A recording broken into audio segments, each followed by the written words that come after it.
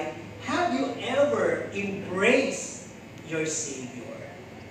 Sa tingin nyo, nayakap niyo na ba si Kristo? Pwede nyo akong pilosopuhin doon. Anong mayayakap yun? Hindi nga pa nga natin nakikita yun. Ang nahawakan ko yung krus o yung imahe. So medyo malalim kaya nga mahaba itong ating pag-uusapan. So tingnan natin mga references found in John 14:15, John 21:15 to 17. So, babasahin ko muna ang John 14:15. Kung ako'y inyong iniibig, ay tutuparin ninyo ang aking mga utos. Dito sabi na sa John 21:15 to 17. Ayan, sabi, kaya't ng mga kapag pawing gutom sila, ay sinabi ni Jesus kay Simon Pedro, Simon, anak ni Juan, iniibig mo ba ako ng higit kaysa mga ito? Sinabi niya sa kanya, oo, Panginoon, nalalaman mo na kita iniibig. Sinabi niya sa kanya, pakanin mo ang aking mga kordero. Sinabi niya sa kanya muli, sa ikalawa, Simon, anak ni Juan, iniibig mo ba ako? Sinabi niya sa kanya, oo, Panginoon, nalalaman mo na kita iniibig. Sinabi niya sa kanya, alagaan mo ang aking mga tupa. Sinabi niya sa kanya sa ikatlo, Simon, anak ni Juan, iniibig mo ba ako? Nalumbay si Pedro. Sapagkat sa kanya ay sinabi makikatlo, iniibig mo ba ako? At sinabi niya sa kanya, Panginoon, nalalaman mo ang lahat ng mga bagay, nalalaman mo na kita'y iniibig. Sinabi pa sa kanya ni Jesus, pakanin mo ang aking mga tupa. Di ba? Kung kayo kaya doon sa kalagayan ni Pedro, kayo po ba'y medyo magtataka kung bakit paulit-ulit na tinatanong ng Panginoon yun? Makulit po ba ang Panginoon? O naniniguro? Naniniguro. Kaya, sa mga ganito, sisiguraduhin natin, nayakap na ba ninyo ang Panginoon? Di ba? Nayakap mo na ba ibig sabihin? Mamaya papaliwanag natin. Ang sabi dito, tanongin muna natin sa general essence of spirituality. Have you ever felt that God's hand is embracing you? Naramdaman niyo na ba yung yakap ng Panginoon sa tuwing dumadala kayo ng mga gawain? Nakakaramdam ba kayo ng mainit na manifestation ng kanyang presensya? Kasi pag naramdaman mo na parang may niyakap ka ng Panginoon, actually, makakaramdam ka ng tinatawag na pag-iyak. Di mo ba na pag-iyak na hindi mo mapigilan, na habang umiiyak ka, gumagaan yung pakiramdam mo. At sometimes, it could also cause you to laugh. Laughing in the spirit. Maya-maya, matatawa ka na. Yung may ganung manifestations din. Ano po? Tandaan po natin na sabi na, ang Panginoon ay malapit doon sa mga gustong lumapit sa Kanya. Actually, gusto talaga ng Panginoon maging malapit sa atin. Ngayon, sabi nga sa Matthew 18:20, di ba, na sa dalawa, tatlo pa lang, interesado ng Panginoon. Kung dalawa pa lang kayo, tatlo pa lang kayo nandito, nag-uusap sa aking pangalan, actually, nandyan ako sa kalagitnaan niyo. Kasama niyo na ako, so malapit siya.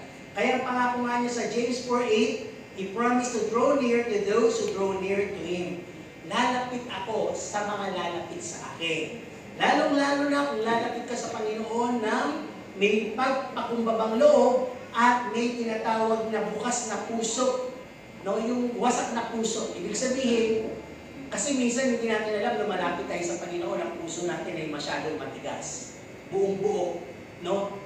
Loaded siya ng sama ng loob, loaded siya ng duda, loaded siya ng takot, loaded siya ng kung ano-anong bagay. So, hindi po yun upload sa Panginoon. Dahil ang Panginoon, pag lumalapit ka, ang unang binibisita niya, yung puso mo. No? Pag lumalapit ka sa Panginoon, nagpupuri ka, sumasamba ka, inaanyayahan mo siyang maghari sa sentro mo, sa puso mo. So, paano maghahari ang Panginoon? Bagamat kumakanta ka, kasi pwedeng kumakanta ka tapos naiinis ka dun sa nakikita mo. Kumakanta ka, pero dala-dala mo pa rin yung basura, naggalit sa kapitbahay mo, o kagalit mong kapatid, o kaya naman yung mga utang mo, yung problema mo, yung mga ganong bagay. So sabi lahat ng bagay na yun, hindi nagiging katanggap-tanggap sa Panginoon. So parang nagsasalta ka lang ng maingay, hindi naman siya nakakapasok sa'yo. No? Kaya, ang tanong dito sa unang bahagi, why some of the believers na sinabi ko, have not felt God's manifest presence.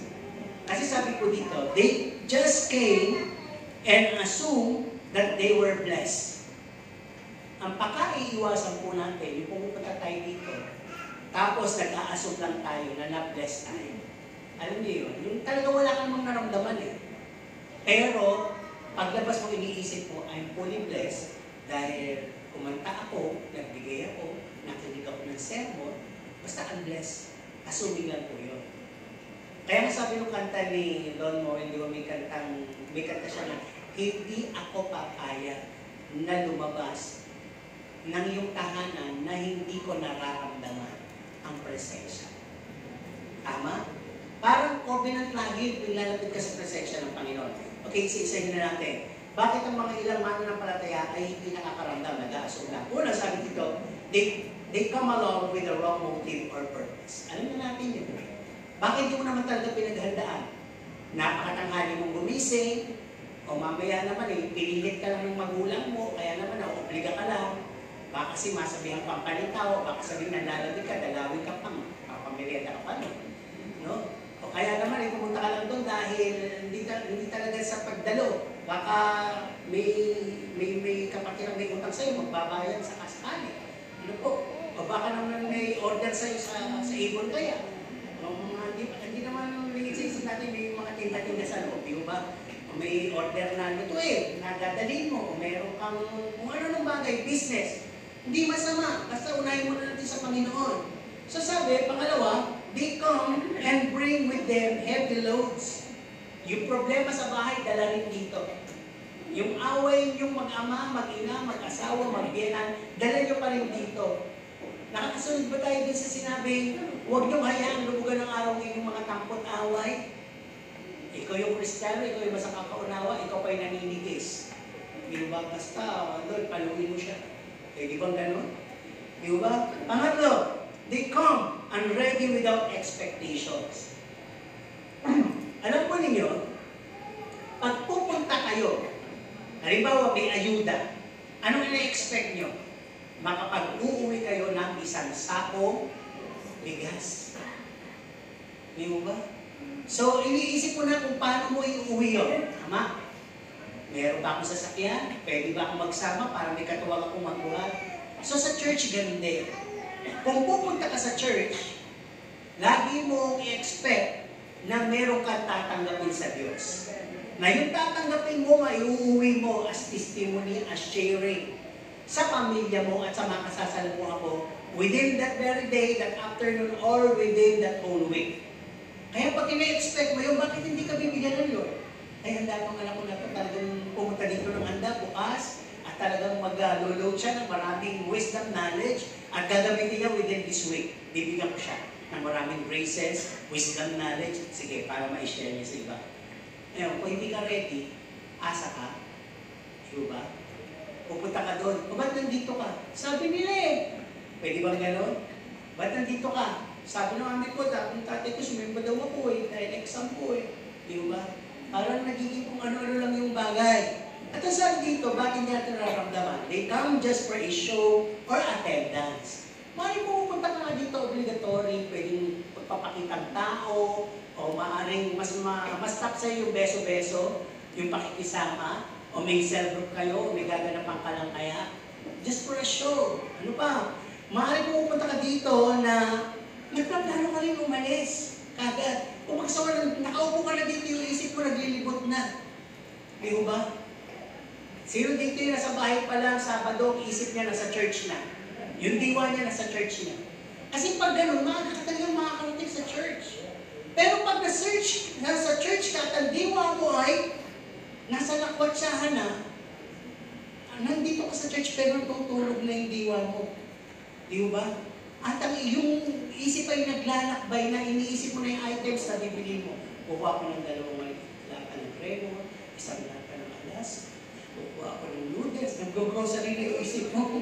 Dadaan ako sa Dunkin' Donut, at saka sa KFC, at yung pagsasaluhan namin mamayang gabi. Tapos sabi pa sa Amen! Amen! Malakas ka naman ng amen, di ba? So walang blessing doon. Kaya sabi niyo dito, may iba naman, pumupunta dito, nag-observe ba kaya? O nag-i-spy? Ang ibig sabihin, obserbahan ko nga kung tatamaan ako. Obserbahan ko nga kung sinong tatamaan. Di ba? O maaaring may nagtatanong sa'yo, kamusta na kayo sa church nyo? Pag nagre-relay ka ng mga negative reports dito sa loob, ispiya ka. Sa iwa't gusto mo, ispiya ka dito sa loob. O iba naman, kaya hindi na-bless, ang sabi dito, they come and offer at their own means and ways. Hindi maiwasan. Matalino ka, may pamamaraan ka, yung gusto mong way and means. Ganun oras ako pupunta. Ganun oras ako aalis. Ito lang yung mga tao, collective na aking bibigyan, collective na aking yayakapin, babatiin. Ito lang yung aking bibigay. Tatlo yung kanta, sa dalawa lang ko kakanta. Ang sole, mahaba, bahala siya. Pag mga ganun yung mga sistema, parang wala akong submission, walang mangyayari. Kaya sabi, if all of this happens, we go out as the same person as we get in. No? Still loaded with heaviness. Mararamdaman nyo naman niya, mabigat pa rin kayo ang inyong mga pakiramdam. Lost in wonders, parang di mo kung minsan nananaginip tayo, alam mo na naginip ka, pero nung nagising ka, hindi mo maalala. Pero alam mo na naginip ka. Parang, alam ko, nakinig ako ng sermon. Ano nga ba yung title? Ano nga ba yung verse? Kasi yung natatandaan ko eh. Yung closing prayer. Diba? Parang gano'n, lost in wonder ka. Kung hindi naman ako confused ka. At kakadating mo lang sa bahay, sinalubong ka na ng galit. At mas galit ka sa sumalubong ng galit sa'yo. Di ba? At nasabi ko, yun ba yung Kristiyano? Pasisimba mo lang ah. Di ba? Kaya no blessings at all, nag-assume ka lang sa matuloy sa atin. Ikalawa, punto, seek Him. Kayo po ba ay hinahanap ng Panginoon? Sino naghanap sa Panginoon? Paano ba siya hinahanap? Nakikipagtaguan po ba siya? Sinasabi ba niya, game! Nakatago na ako, hanapin niyo ako. Ano ba yung ibig sabihin ng seek Him? Is God playing hide and seek with us?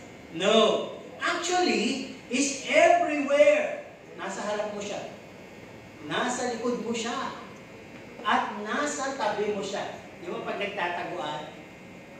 Pagbilang kong 10, nakatago na kayo. Puwera sa harap, puwera sa likod, puwera sa taas, puwera sa baba. Bakit may mga ganun sinasabi? Pagtago ka, huwag lang dyan sa tabi ko. Hahanapin kita kahit saan. Eh, Panginoon, nasa kahit saan. Pero may mga salita siya, seek me and you will find me. Ano kaya ibig sabihin nun? Actually, sabi nga dito, He's just really want us to look at Him and be near Him because He's always waiting for us. Actually, parang ganito yan eh.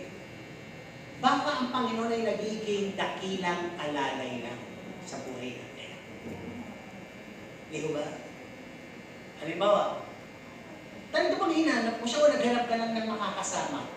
Talaga bang hinanap mo siya, naghahanap ka lang ng tagabuhat? Talaga bang hinahanap mo siya bilang kasama, kakain kayo? O naghahanap ka lang ng magdadrive sa'yo? Di ba, pag diyan ka nila sa sasakyan ha? Kayo po ako. Baka ganun. Hinahanap mo lang ang Panginoon, pag hindi mo siya kailangan, antayin mo ako, Panginoon, na babalikan kita. Baka ganun kasi nangyayari. Kaya kung titignan po natin, how? Paano ba natin siya hahanapin? Sabi dito, number 1, seek Him earnestly. Remember the word earnestly. Ang ibig sabihin nito, pagka ikaw ay naghahanap, sino dito yung nawala na at naghahanap siya? Diba, nawala yung cellphone, susi, o kahit anong bagay na mahalaga, pag nawawala, anong tendency nyo? Unang-una, pag napakalaga, pera. Ano yung nararamdaman nyo? Hinayang. Hinayang agad kasi talagang hindi mo ba nakita? Lungkot. Buti nga yun, lungkot na, iba naloloka, di ba? Sabi mo rin nawawala, naloka. Pinakasan na ng bait. Di ba ako nang mararamdaman takot? Kasi saan ko ba nalalagay? Nahulog kaya? Di ba? So, minsan nagmamadali ka kung kailan ka naman nagmamadali sa nawawala. Di ba? Hindi mo, Kaya lalo na pag cellphone, at least pag may cellphone, i-ring mo nga yung cellphone mo kung nasaan lang. Pag ring, nasa bulsa mo lang pala. Yung pala, talanta ka lang sa lakad mo. Di ba? So, parang ganun. Baka akala nyo nandiyan pa, pero nawawala ang Panginoon. Hindi nyo lang nasa puso ng pala ninyo. Kaya kung nagkakasakit kayo, takot na takot kayo, nababalisa kayo, at kung ano-anong ginagawa nyo, punta dito, nahihipa yata kayo. Parang ganon. Di ba? Kaya sabi, seek Him earnestly. Nasa puso ko ba talaga ang Panginoon? Kasi pag nasa puso yung Panginoon, guided kayo in all your walks, ways and means sa buhay niyo. Mararamdaman nyo talagang may Savior kayo, may tagapagligtas kayo. Mararamdaman nyo may provider kayo pag nandyan siya talaga. Di ba? Pangalawa, seek Him early. Ito naman yung daily. Kasi lahat naman tayo guilty dito. Paggising sa umaga, cellphone ang hawak. Di ba tama? Titingnan mo yung pinost mo kung may nag-like. Di ba? Kung sino yung mga nakakita na ng story mo. Di ba? Libo na. Di ba? Tapos, mabuti na kung nakababalik ka pa para manalangin eh. Pag binuksan mo yan at nag-Facebook ka, nag-TikTok ka, nagulat ka, alas 9 na, Mr. Ay, hindi ko pala ngayon. Di ba? Kaya sabi, seek Him with thirstiness. Yung pag sinabing early, katulad dyan ng usa na ikaw ay hinihingal at gusto mong makainom. Sabi na, ang naghahanap sa atin ay kaluluwa, hindi isip, kaluluwa. May ibig sabihin may pakiramdam. Di ba, sino ba yung bata siya pagdadating sa bahay na yung mami niya? Diba? Bakit? Mostly mami, di ba, hinahanap? Kasi yan yung nag-alaga talaga sa'yo, di ba? Nagpasuso sa'yo, nag-asikaso sa pagkain mo, di ba? Kaya pagdating na, saan si mami? Andun. Saan nga? Andun na sa kusina pag nakita mo na yung mami mo, di ba? Parang palagay ka na, andun na pala si mami, di ba? Parang ganon. Asan ang Panginoon? Ay, hindi. Pag-usa mo ng Bible, ay, andito pala ang Panginoon. Kumakausap pala sa akin ng Panginoon. Pagbukas mo ng TV, o kaya cellphone, makakita ka ng post na nagsasalita sa iyo. Ay, ito pala ang Panginoon. Kasama ko pala ang Panginoon. May nakasalubong kang brother, sister, biglang may sinabi siya salita na nakakapagbigay ng uplifting words sa iyo. Ay, ito pala ang Panginoon. Kiusap pala ang Panginoon sa akin. So, ganun ang mga ways and means if you seek Him early. Ano pa? Seek Him first. Nasa Bible na to, unahin mo siya. Bakit? Pag may mga priority na po tayo, may blessing na po tayo, granted na ang needs natin, wala na. Naano pa ba natin ang Panginoon? Actually, ang Panginoon ay dakilang mga gamot. Say amen! Amen. Dakilang tagapagpayaman. Amen. Dakilang tagapagpayapa. Amen. Dakilang tagapagbigay ng lahat kahit kaya niyang ibigay kahit hindi mo nahingin. Amen. Pero bakit hindi niya binibigay? Dahil makakampante tayo at hindi na tayo tatawag sa Kanya. Illustrative to doon sa 10 may sakit, pinagaling lang eh. Nawala yung siyam, gumaling lang, nawala na yung siyam. Isa na lang ang nanumbalik para magpasalamat. So natural sa tao yun na everything is fine and smooth and well, wala ng Diyos. Kaya God allows everything to try us para talagang kumapit tayo sa Kanya. To seek Him first. At sa seeking first, pag sinabing seek first is kingdom. Tandaan niyo, ang ibig sabihin lang ng kingdom is love. The kingdom of God is love. Always seek love. To be loved and to love others. Ibigin mo yung sarili mo, matututunan mong ibigin yung iba. No? Huwag lang ninyo i-delight yung, i-concentrate yung pag-ibig sa sarili nyo na ayaw nyo masaktan, ayaw nyo maapektuhan, ayaw nyo makarinig, ayaw nyo makasama, ayaw. Hindi ganon. Kailangan expose mo ang sarili mo doon at pag nalagpasan mo yun, okay para sa iyo, tao yun sa'yo, doon ka na nagsisimulang natututunan siyang ibigin. Patawarin at tanggapin. At isang araw, perfect na yung pagsasanay mo sa pag-ibig. Okay, ano pang ibig sabihin ng seek Him? Seek Him with lowliness. Hindi loneliness, lowliness. Ano ibig sabihin ng lowliness? May pagpapakumbaba. Kasi minsan, pag alam na natin ang lahat, pag tayo palasimba ng midweeks, palabigay, kaibigan si pastor, kaibigan na kung sino-sinong connection dito sa mundo, pinagpapala, wala na tayong pagpapakumbabang espiritu sa araw ng Panginoon. Wala na. Parang pag ganito na yung bagay mo, Parang, pag naisipan mo na lang magdasal, pag naisipan mo na lang magpuri, pag naisipan mo na lang magsimba. Ang ibig sabihin pala nito, no?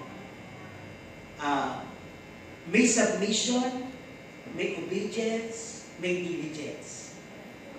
Pag sinabi yung diligence, kung sumusunod ka, hindi ka bara-bara. Hindi pwede yung pwede na. Dapat refine. Di ba yung alam niyo yung mga nag-serve ng mga plato o ng plating sa mga sikat na restaurant, talaga napakalinis ang plato. Pinupunasan pa yung mga maliliit na tulog. At talagang gusto nilang mapakita na may art yung kanilang sineserve. Kung ikaw walang arte na kakainin naman ang arte-arte pa, bakit ba lang yung lechon paksiw nyo? Kasi dito sa Pacific, di ba yung Joey's niya? Sa kumain ko. Kinubersa. Di ba? Meron silang lechon paksiw. Halos ano na eh. Implay na parang corned beef na. Ang dating. Tapos ang buo na lang. So may narinig ko sa, bakit ganyan yung paksiw nyo? Parang durug-durug na. Wala bang buo-buo, tipak-tipak na laman? Nakakahalo po yan. Ba't hanap po ako? Di ba nililipid yan? Hanap po ako ng medyo buo-buo. Sabi nga, yung talagang may makakagat ko, yung nilululo na lang. Ang dagdag na talaga. Sabi nung waiter, punta na ako sa may inuman ng tubig. Sabi nung, bakit naman, idudurugin naman sa tiyan. Di ba? Kaya di ba yun? Kasi di ba pagka iniisip mo, pag talagang taong matay arts, gano'n, gusto nila yung presentation maganda. Pero pag ikaw bara-barang cowboy na, dudurugin nga naman yan. Patakin ko sa kanin yan. Amen. O tingnan natin, pag sinabi din dito, seek.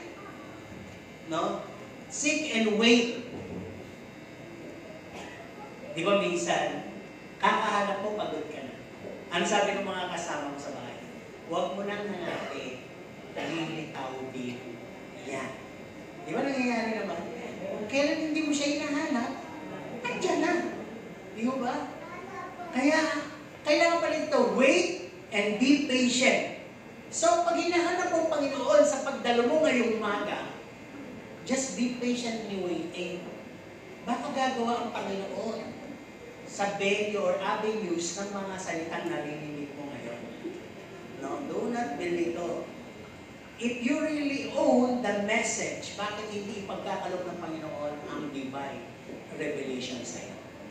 But if you smell on the message, o in-skip mo yung message, o pinasa mo sa iba yung message, how can you be given the revelation of the Word? Diba? Kaya nga sabi dito, continue to say and have this covenant, I will never leave this place until I met your presence. So infill me, Lord. Come and fill my vessel. Dapat ganun pala yung ating agreement. Kasi ang hirap po, lalo na these days, nabubuhay na tayo sa bulok na sanlibutan. Yung, sabi nga sa DCES, sa FTBC, natutuwa kayo dyan sa Facebook, yung cellphone, yung social media, lalo na yung kanyo, simple like. Hindi nyo alam yung simple like na yun, may epekto na sa inyo. Di ba pag hindi kayo na-like, parang may tampo kagad kayo? Di ba? Di ba hindi kayo na-appreciate? Pero pag na-like kayo, huwag nyo sabihin hindi kayo pinikilig. Lalo na kung in-heart. Di ba? At nilagyan pa nung heart, yung emoji na may cane ring. Lalo na yung may gano'n, no? Wow! Yung iba, di mo kapadala mo ng word. Ang lumilitaw yung namumula. Kung nagagalit siguro. Pero hindi, iniisip ko lang kasi minsan matatanda yung nagpapadala. Siguro kung yung pinipindot nila. May lumabas pa ng yung galit na angry na. Ewan ko, ilang daban yung bibig, gano'n. Siyempre, hindi mo naman magtatanong sa dami na pinapadala ko. Tuloy lang, di ba? Huwag ka pa-apekto sa mga emoji. May epekto nga kasi yun, di ba? Yung isang pinapadala ko na, ito, di ba sabi ko sa inyo, nagsishare ko dati sa Watermark, mga sa ibang bansa na. Biglang napadala. Tapos bilang yun na, galit yung dumating. Sabi ko, ay, galit po. Ay, hindi po, pastor. Napindot lang po. Nasa work po kasi ako. Sorry po. Di ba? May epekto kasi eh. Kaya sabi ko kayo matuwa dyan.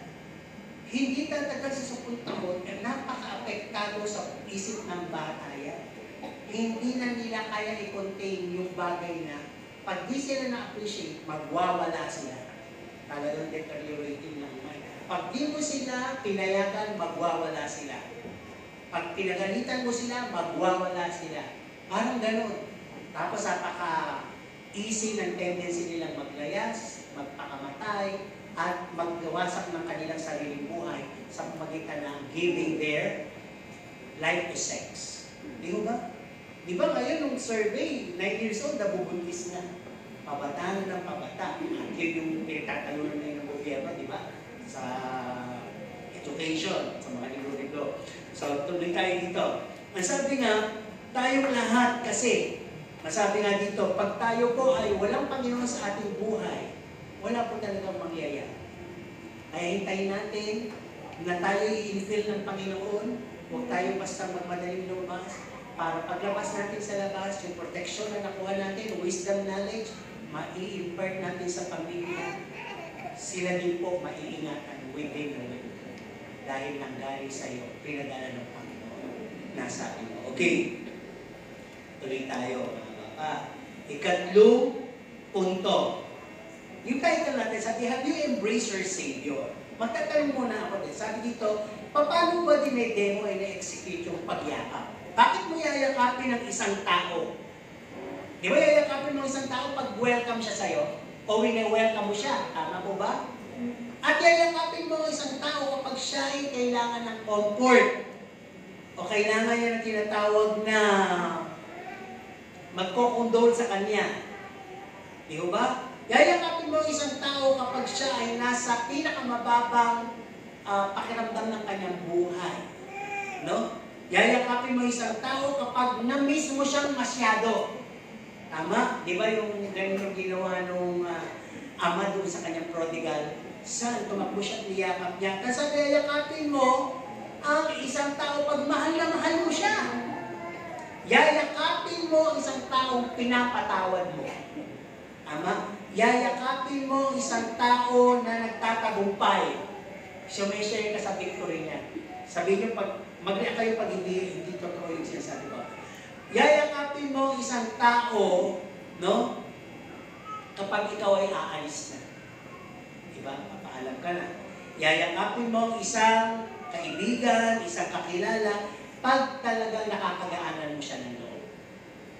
Yayakapin mo ang iyong pamilya sapagkat siya ang karamay mo.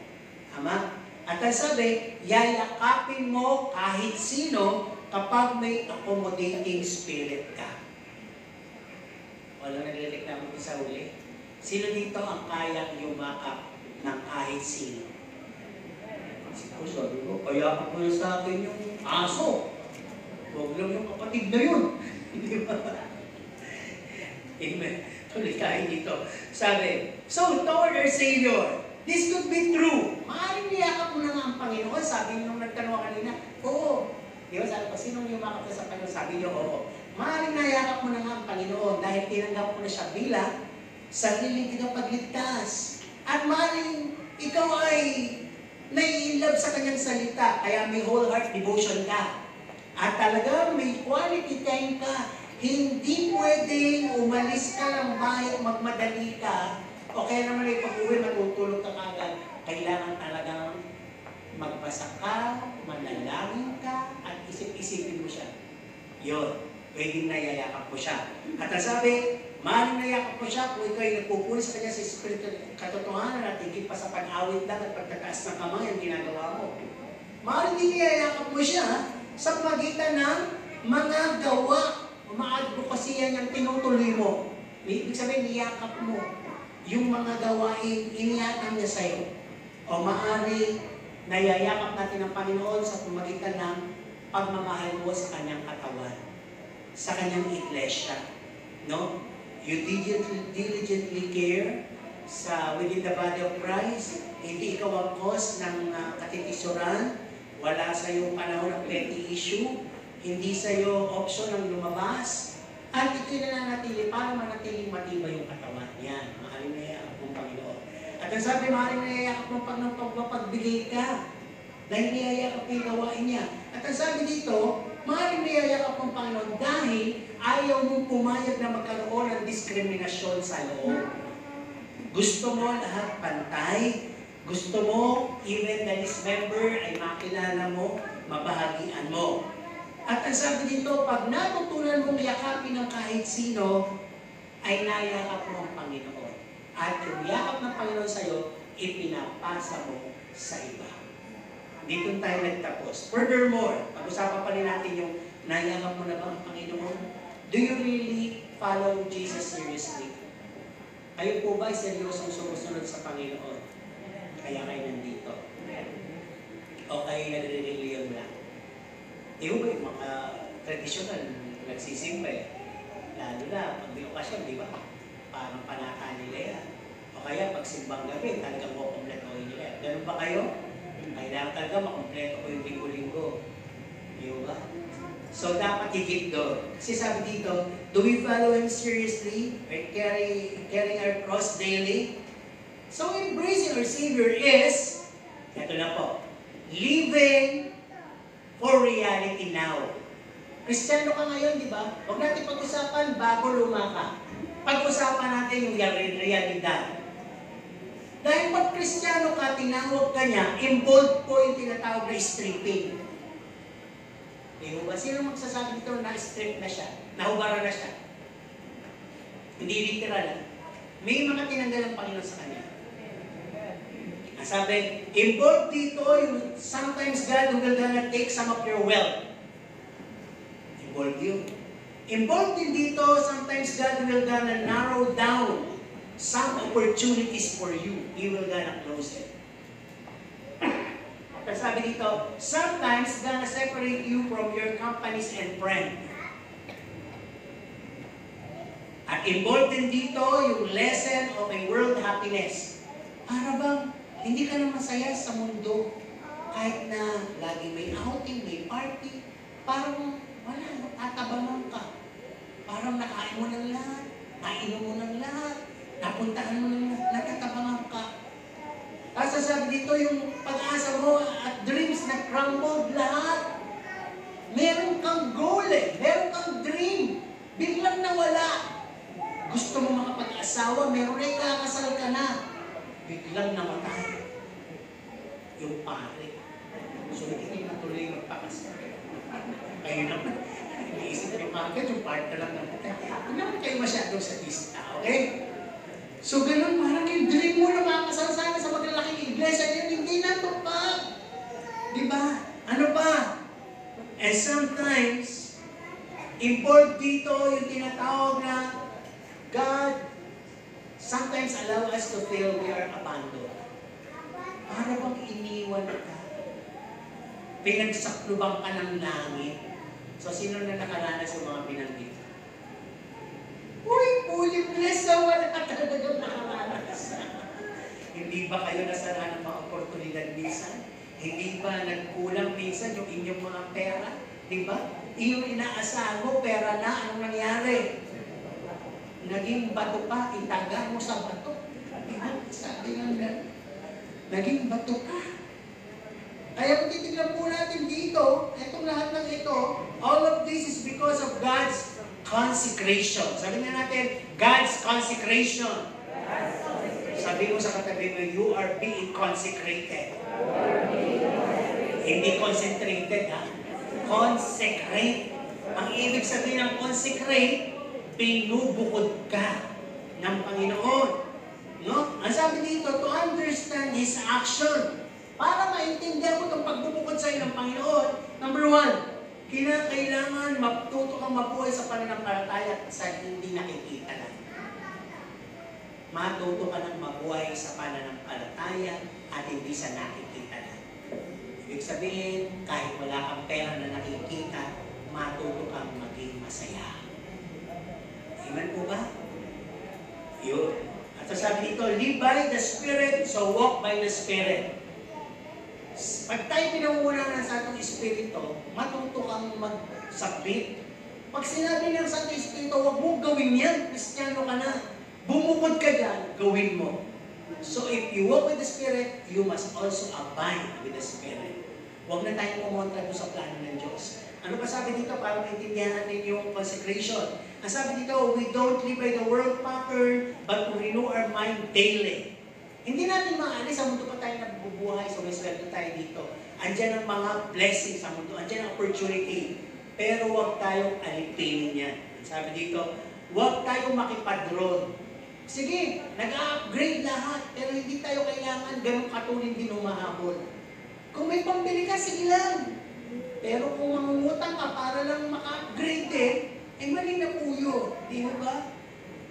Kaya tingnan natin mabuti. Ang sabi din dito, we must renew our mind daily. Sometimes, supilin din natin. Actually, nagsisermon lang ako, hindi ako susupil. Kayo ang susupil. Sarili, tigilan mo na yan. Ako, ginagawa ko na sa sarili ko yun eh. Bawa, natutokso ko bumili, no? Ang ganda-ganda. Sabihin ko pa minsan, hindi ko na kailangan yan, mas mahalaga yung may savings ka.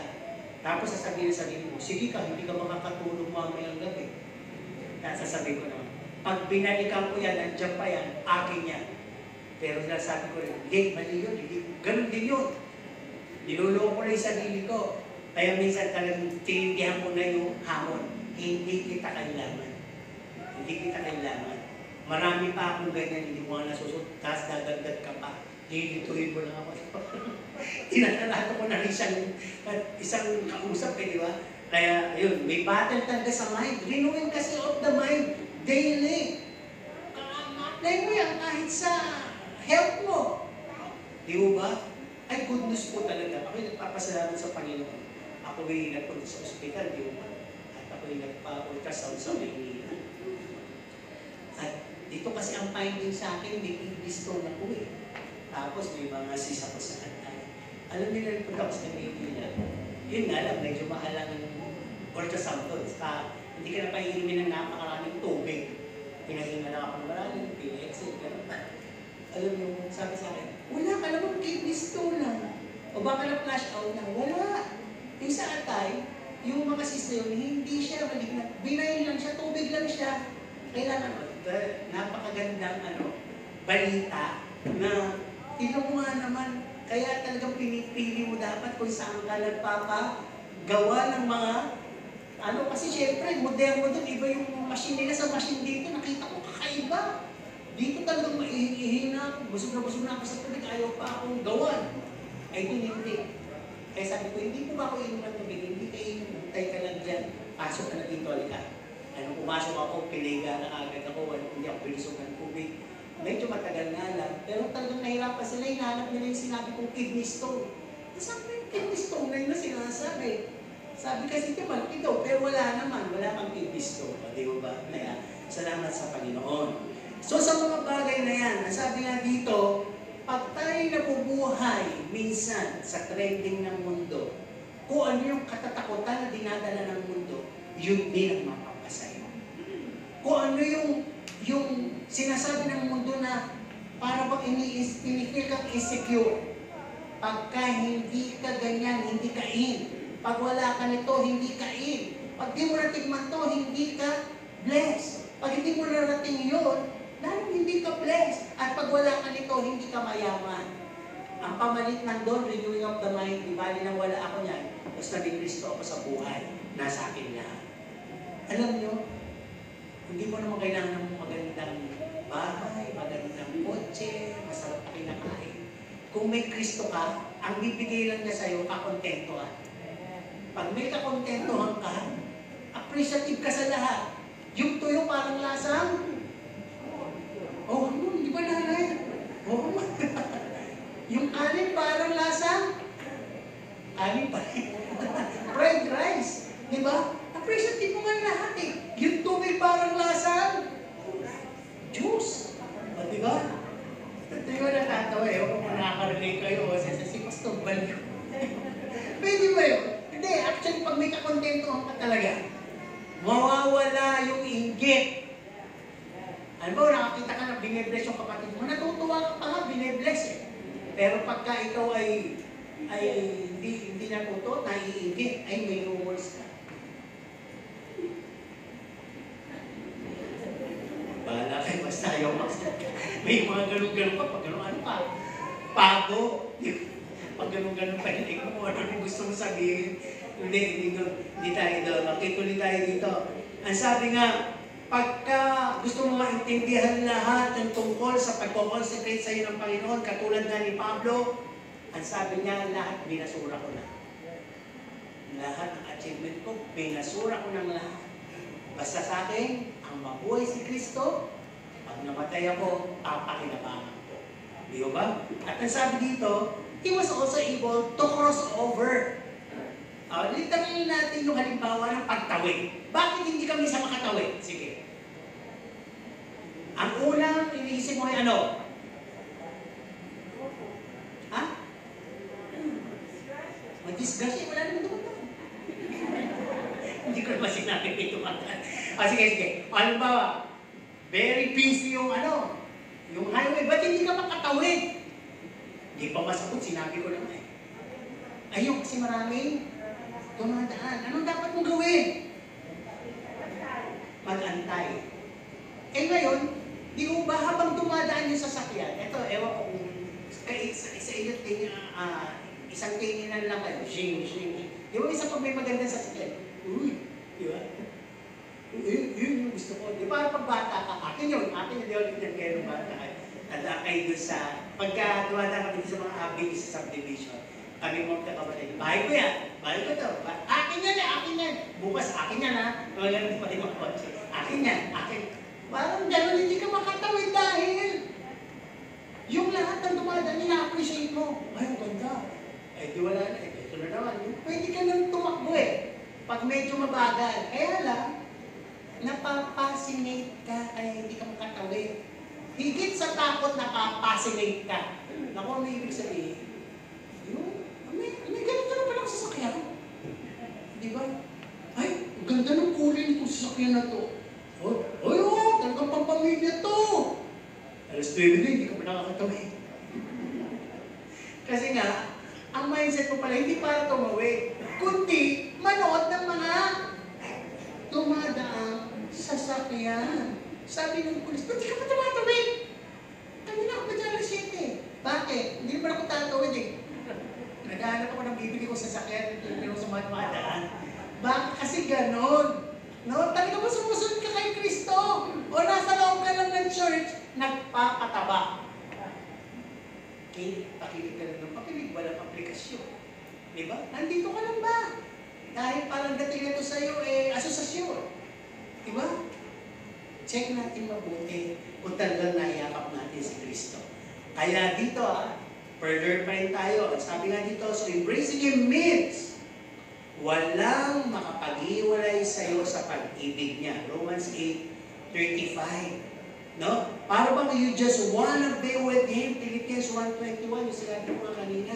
No, even the wealth, the riches of this world, the passion, the limelight, the leisure, the pleasure, hindi ka kaya abalahin.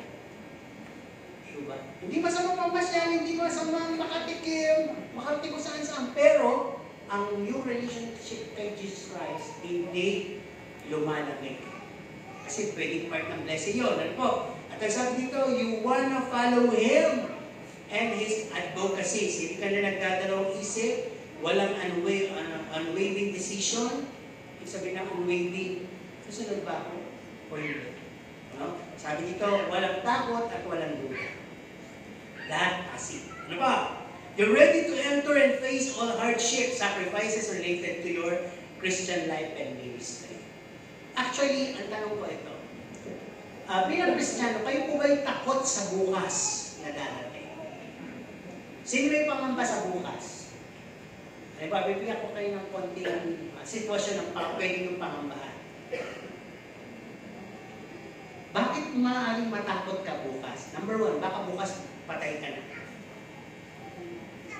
Hindi ka na magising. O baka bukas, yung hanap buhay mo biglang nalugi.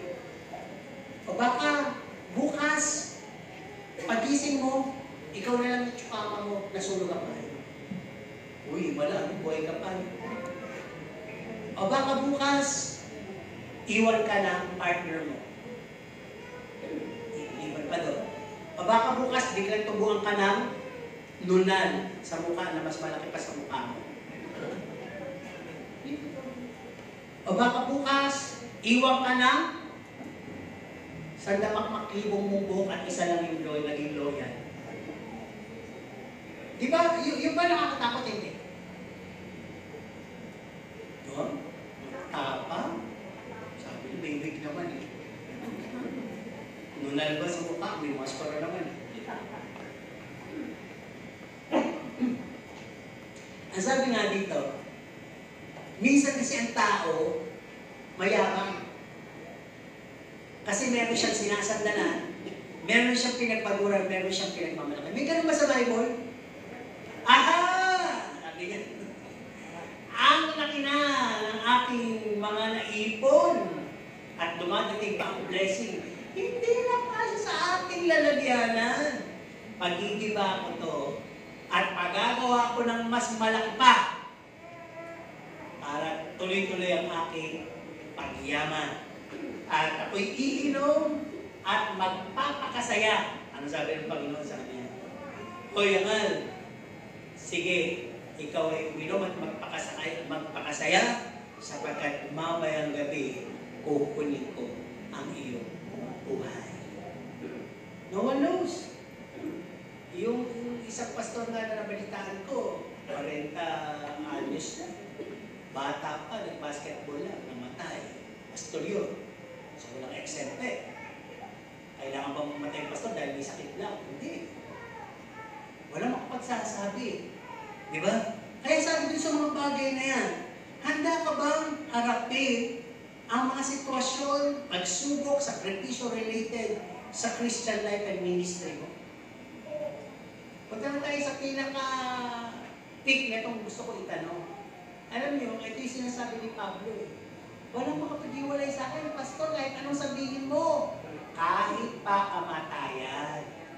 Dahil pag ako'y namatay na naglilingkod sa Diyos, matatagpuan ko ang aking buhay. Diba? Pag na-impress mo talaga ang Panginoon eh, hindi threat sa'yo yung mga tinanong ko na yun, sinabi ko na yun.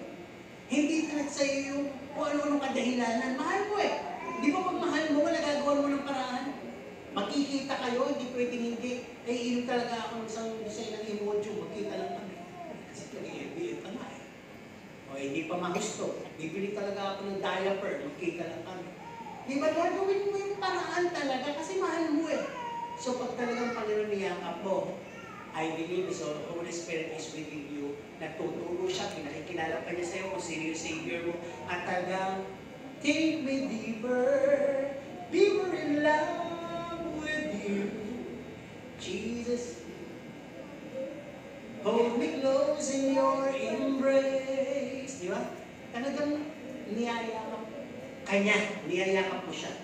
Okay. At ang sabi dito, pag yun yung sinabi natin ready to enter, hindi ka na-choosy nun. At ready ka dahil ikaw ay equipped at motivated Christian. Hindi na bago sa iyo yun. Hindi mo nasasabi sa kapatid mo, bakit gano'n, naglilingkod ako sa Panginoon, ang dami kong pagsubok.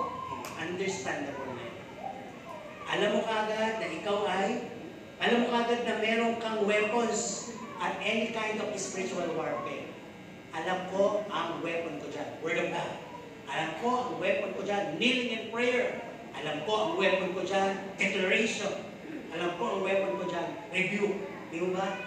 Ang mamaya kinukuha yung weapon, yung sis nyo eh. Yung sis mo mas mahina pa sa inyo. Parang tingin mo sa sis mo eh, isang haligid. Sis! Meron akong problema.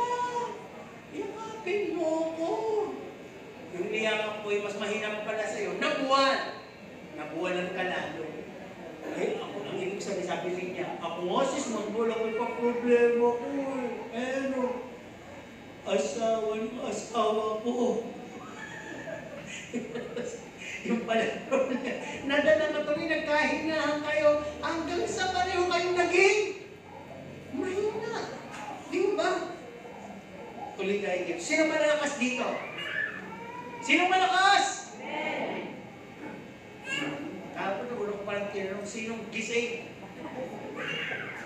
Sinong tulog? Hindi kayo mapailan, ano? Sabi niyo ba?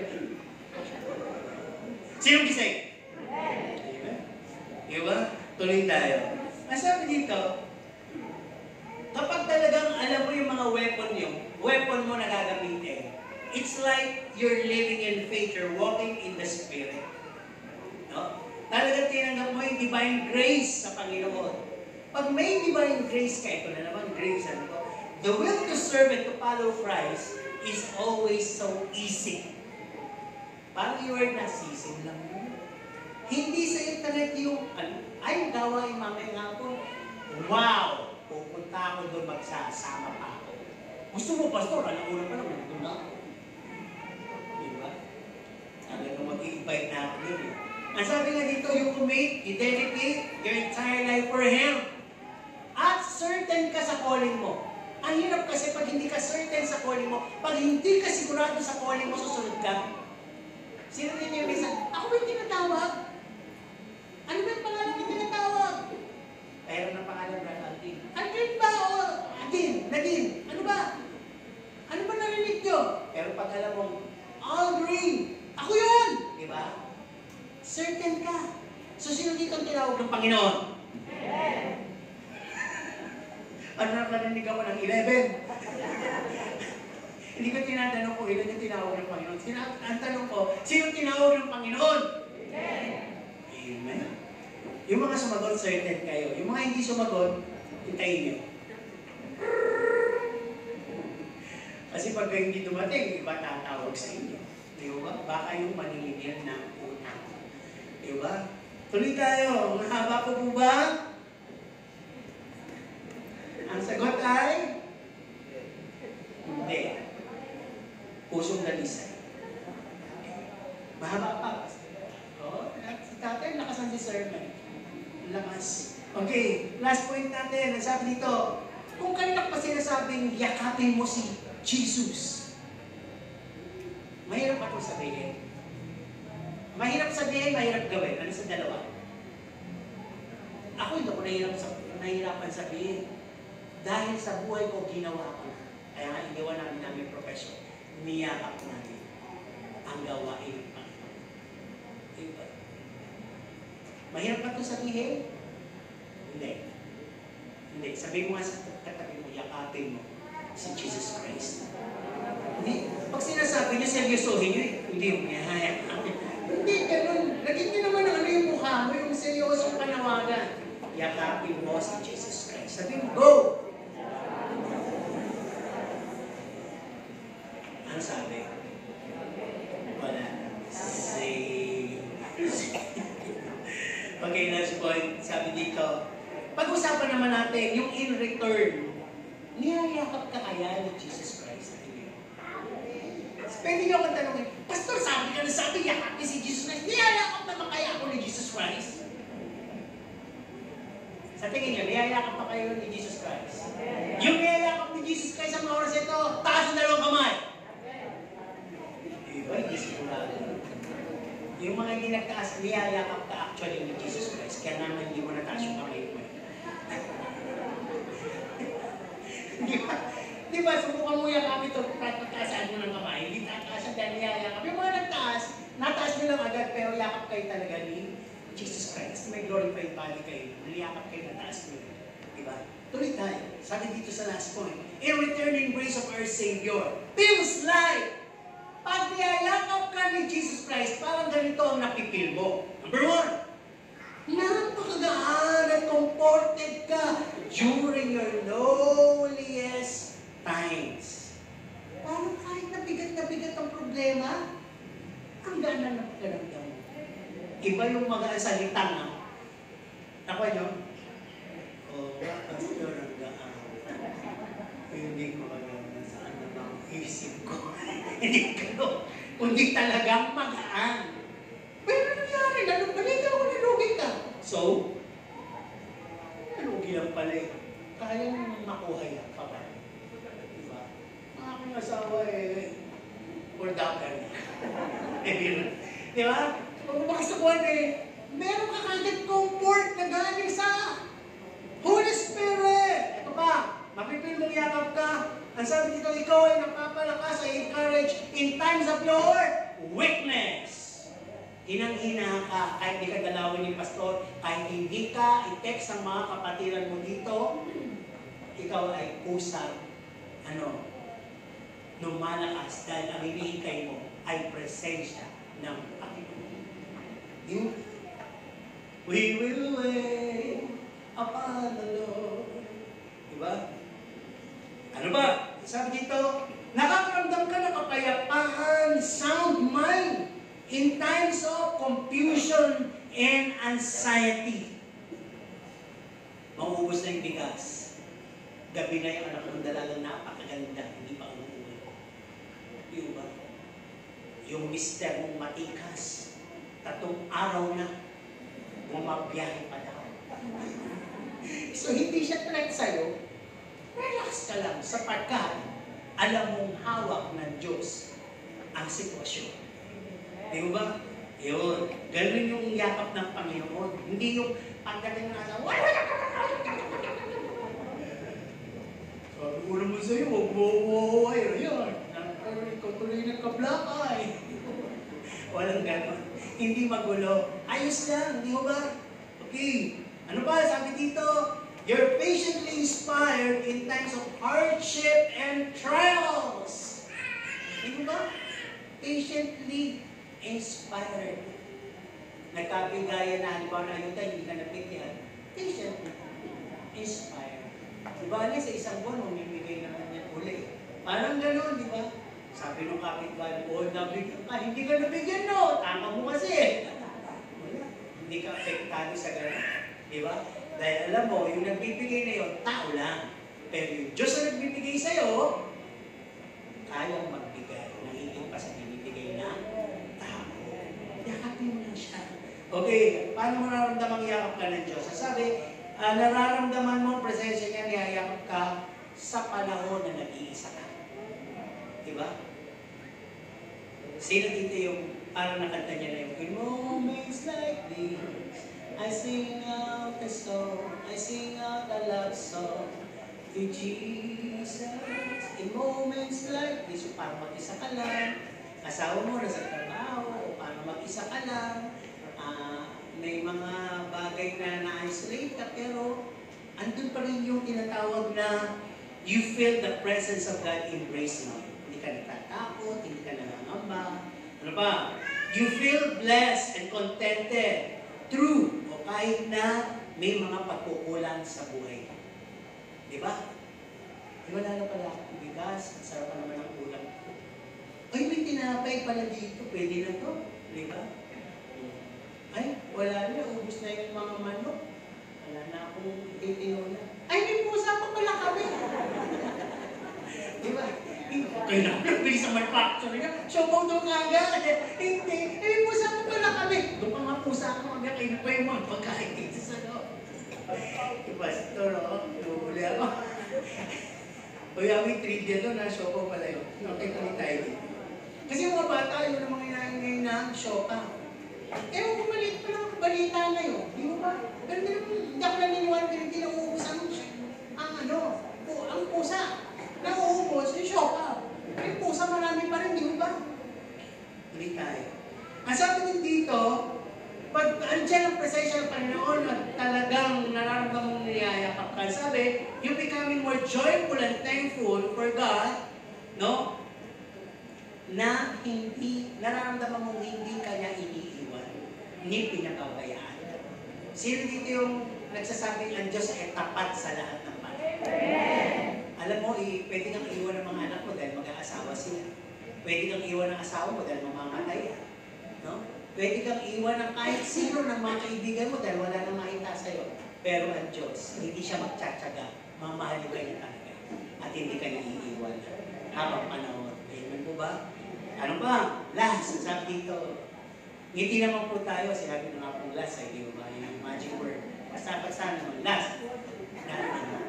Okay, last. O, galit pa rin. O, yung galit ko eh. Ay, sana mahaba pa. Eh, ganda yun. Okay, galit kayo. Uy, o, galit pa rin. Ay, sabi ko, galit pa rin. Kasi kay pastor, Imbis na talaga tapusin, nagamit kong remotitos. Okay, last, sabi, He's gonna come back and take us with Him, and where He wants, where He will be, there we will be with Him also. Diba? Kung nasaan ang Panginoon, andun tayo. Di ba pag yung mga ganung bagay, para bang meron na siya kagad ano sa'yo?